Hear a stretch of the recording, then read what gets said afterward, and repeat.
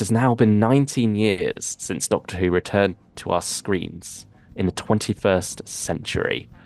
Yes, Rose, the episode, is now as old as Rose was, the character, when Rose aired the episode, Wow. which is, just a funny meta thing to put as a title, really, isn't it? Yeah, and Uh, basically reflect going, where were you when Rose aired? And our memories of Rose, because I think this is incredibly special because this is the iteration of the show what took our hand and we started running with the Doctor and we've been running ever since.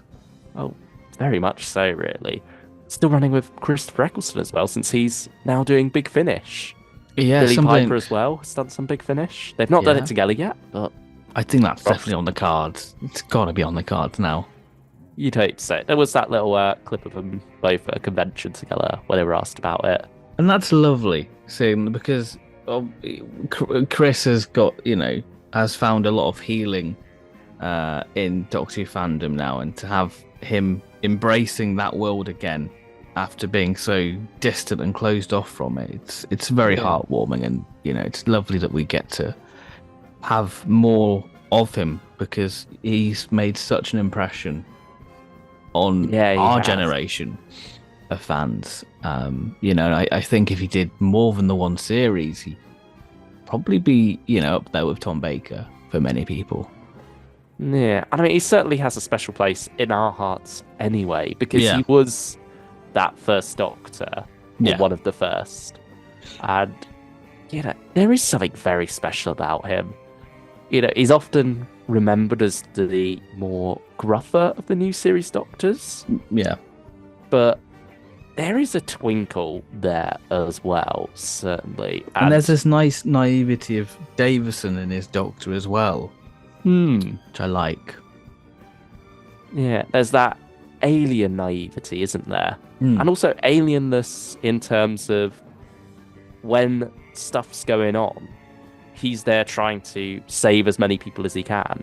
mm. And sometimes, like in Rose, where he's forgetting about Mickey a bit, not thinking about what they've done with the original because he's so hyper focused on the Auton duplicate that he will sort of forget those things. But that's sort of setting up his arc for series one, isn't it? As Yes, Rose helps to heal heal. him from that Time War trauma and make him a little bit more human. He's a doctor who doesn't do domestics, but Rose is sort of there to try and break that trend a bit. And then by the time the 10th Doctor is born, he is there eating Christmas dinner with the Tylers. So, Yeah. it is wonderful when you get to look back on that journey. I mean, it's insane to think that it was so long ago now, because I mean, we were in a very different stage of our lives back then. Yes, I would almost have, at the perfect time to become a Doctor Who fan, isn't it? I was 7 yeah, I when think Rose so. aired. Yeah, I'd have been 7 as well, actually, because yeah, my birthday's not until the July, Mm, whereas yours, yeah, just before earlier on in yeah, March. I'd have just So, turned 7. Yeah. yeah. Although I don't know quite, because I know I didn't watch it when it first went out. I watched them a little bit later in the year when I got the DVDs. Hmm. So yeah, it's funny how when you look back, the chronology of these things is sort of blurred. Like I know I watched them all at some point. I can't Yeah. remember if I watched any of them when I first went out. I can't remember quite what order I did them all in.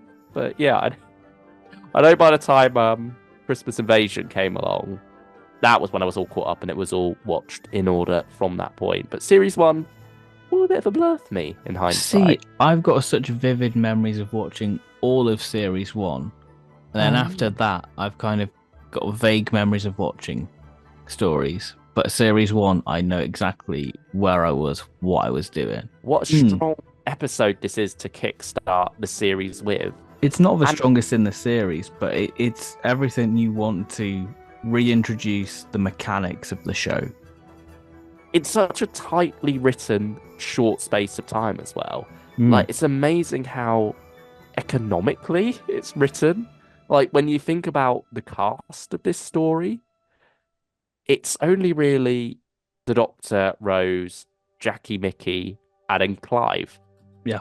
for the most part. I mean, you got couple of other characters around as well, but they're not playing any huge role. It is just those five that are at the core of this story, and yet it does have a good bit of scale to it. I suppose nesting consciousness as well, you could describe. Yeah. Yeah. And I mean, certainly, I don't mean economic in terms of, like small scale budget wise. Like, there's obviously a fair bit going on. You've got a lot of extras about, you've got a lot of action scenes and such. But just in terms of when you look at which characters are there in the script, it's almost written as if it could be an audio drama. Like, there's no fat around at all with this one. It is all very lean and precise. And at the same time, you don't feel like you're getting cheated out of anything. You don't feel like it's cut down and rushed. Everything is there that needs to be. There's time to breathe as well. There's a lot of great character moments, particularly with Rose, this introducing her. I mean, we all loved the scene as the Doctor and Rose are walking, talking about the Earth spinning and everything.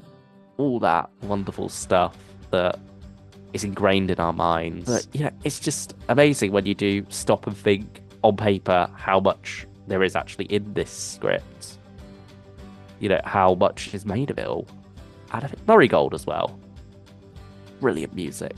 Oh yeah, absolutely. I mean, what is there a standout moment for you in this story? I mean, there's many to choose from, but is there one in particular that jumps out at you and says, this is the Doctor Who that I love? I think it's got to be about talking about the rotation of the Earth and learning about that for the first time as a kid. I think that's a magical moment. And you're like, this is Doctor Who. Yeah, that's probably Christopher Eccleston's "I am the Doctor" moment, isn't it? Yeah, that's a bit what cements him going, this is the same guy. Yeah, because he is as in focus in this one. It's funny comparing this to Churchill Ruby Road, how the balance there is different, because this is very Rose centric. I mean, she's the one saving the day at the end of it, which I think. Yeah. And I think that was perfect for kicking off the new series, really. And showing, like, the difference in approach between this and Classic Who. I mean, there's one funny moment for that where Autumn Mickey's head gets pulled off and the Doctor sort of falls back into this couple at a dining table, doesn't he? Man and woman. But it's the man that screams, which is another funny way of sort of cementing that, this is a bit more of a 21st century version of the show. Well, it sort of strips back everything that I guess could be used to ridicule the show. So it's very much going, this is a modern world, and this is what the world the Doctor inhabits now. Yeah, you got your working class companion. It is still taking a lot from where the show left off at the same time with that, though. Yeah.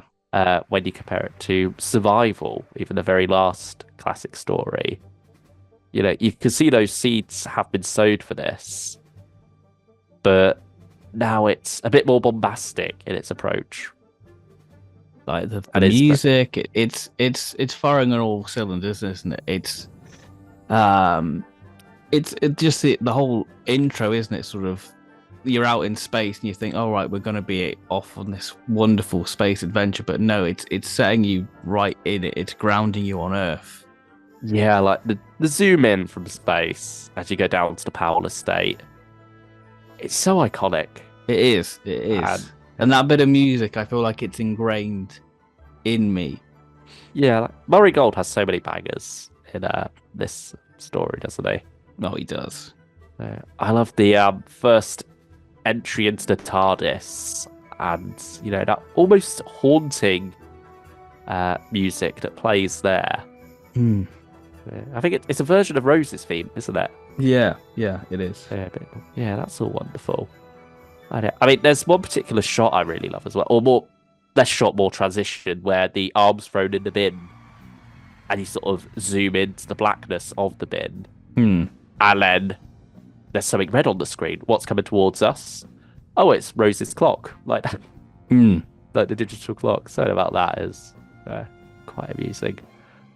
I mean, It's also weird, like now comparing like when we were younger watching this, seeing Rose as a 19-year-old, thinking, "Oh wow, so grown up. She's got a job and everything." And Yeah. now being in our mid-20s, so like 19 feels a little bit of a while ago. It's strange when you sort of compare how you viewed like adults when you were a child compared to how you view it now. And in a way, you never quite grow up. I mean, we No. certainly don't. We're here talking about Doctor Who still on YouTube. Yeah, exactly, exactly.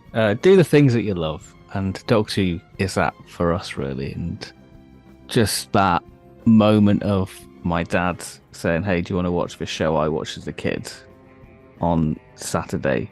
Taking the dog for a walk, and then it's led to this. So many wonderful friendships and moments. It's quite So much incredible. money spent. So much money spent. We'd be a lot richer if we weren't Doctor Who fans, but True. it's But worth it. our life wouldn't be as enriched as it is with so many wonderful stories. And that's the power of Doctor Who, isn't it? Oh, it really is. There's an infinite amount of stories that can be told in this wonderful world, and long may they continue to be told. And thanks to this, it is still as popular as it is today. Thanks to this relaunch by Russell. Without those three key players, we wouldn't be here talking about Rose. It'd be a little niche going, "Oh yeah, that happened." Yeah, I think it would still certainly have its following. Yeah. I wonder if Big Finish would still be around if the news had taken off. It's always a scary what I have to think about. Like, you don't quite want to go down that path. Would anyone else have attempted it? I imagine someone else would have attempted it.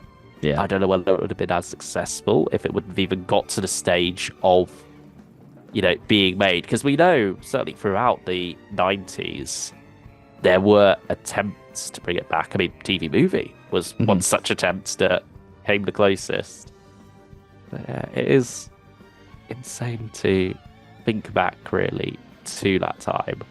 I mean, for us, we don't know a world without Doctor Who in that sense. We were around during the Wilderness Years, but we weren't Doctor Who fans during the Wilderness Years. We don't know what a Wilderness Year actually feels like in that way. It's mad. And I'm very grateful that this episode did what it did, and still is as amazing as it is. It's so easy to just stick on and go back to. Oh, it is. It's just over 40 minutes, and they are, I think, pretty perfect in the sense that there's nothing I'd change. It's all what it needs to be. It's not the very best episode of Doctor Who. It's not the very best episode of Series 1 even, but it's the best it can be, and it's right for what it needs to do to reintroduce Doctor Who to the 21st century. So, I love it. Go and watch Rose. I feel in the mood to stick it on now. Yeah, today's the day to do it. Today's the day. Of March, if you watched it the day this uploads. Yeah. If not, go stick it on anyway. Do it. Yeah. It's just so bloody good. And let us know what your thoughts are on Rose. And memories as well. Yes. Where were you? Yeah. When you first watched it, were you there on the day it came out? Did you catch up with it later? Were you even born the day this came out? Because I'm sure we have got quite a few viewers who are under the age of 19 out there who are huge Doctor Who fans. And what was your first episode? Yeah, that's nice. First episode, either live or just in general. Who knows? How did you get into Doctor Who? We'd love to hear all your stories. The comment section is your oyster. Let loose with that keyboard. Let loose with the mouse as well. Click the like button. Click the subscribe button. And we'll see you next time. Goodbye, everyone. Bye-bye.